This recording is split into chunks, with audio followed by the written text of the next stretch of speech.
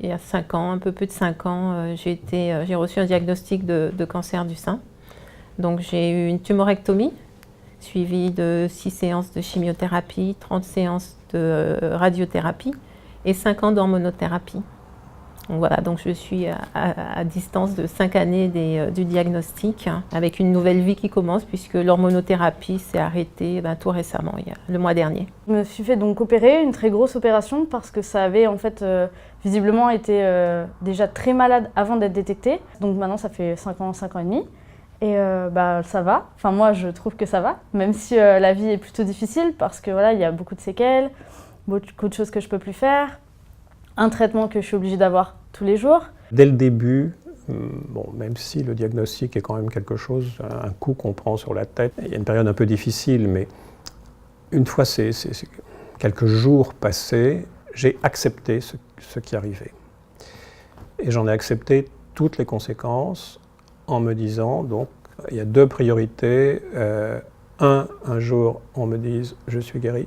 2, pas d'incontinence urinaire, parce que ça m'aurait beaucoup gêné dans ma vie personnelle, dans ma vie sociale, dans ma vie professionnelle. J'ai déjà des séquelles physiques, je suis très vite fatiguée, je faisais du sport, tout ça, j'ai eu du mal à m'y remettre. Et surtout, il y a beaucoup de séquelles psychologiques, parce que avant ça, pour moi, c'était l'insouciance, rien ne pouvait nous arriver, la vie était devant et tout allait bien.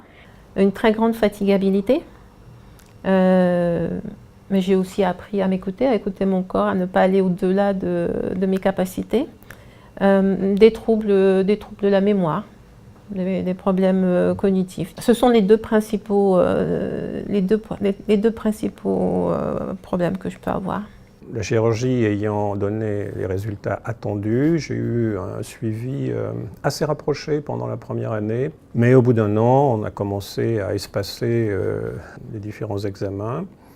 Et ensuite, très rapidement, on est rentré dans un processus très léger avec une prise de sang annuelle pour s'assurer que le PSA est normal. Sur le plan purement médical, avec le recul, pour moi, c'est une péripétie. Là, maintenant, tous les 3 mois, je dois faire soit un IRM, soit un scanner et une prise de sang régulière pour surveiller le taux de CA125. J'ai une visite tous les trimestres chez mon hématologue à Montpellier et mon état de santé est considéré comme en rémission totale grâce à ce médicament que je prends tous les jours.